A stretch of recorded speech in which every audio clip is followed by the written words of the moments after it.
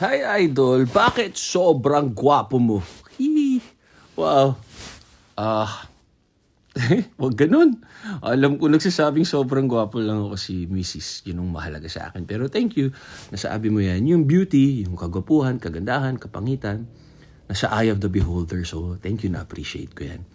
Yung kabutihan loob, nararamdaman natin lahat yan. Pag coops o pag mabait. So, para sa akin, ang mahalaga is yung mindset, yung paniniwala sa Diyos, pagmamahal sa asawa, pagiging loyal, responsabling asawa, tao sa mundo. Mahalaga yun. And then, lumalabas yun, nagiging positive, gumagandang babae o lalaki ka. So, yung bonus na lang yun. Parang yung pag-gym ko, ano na lang yun, therapy na lang yun, pampabait, para mawala yung aggression, yung depression, para mind-muscle connection, spirituality, nagme-meditate din ako dun.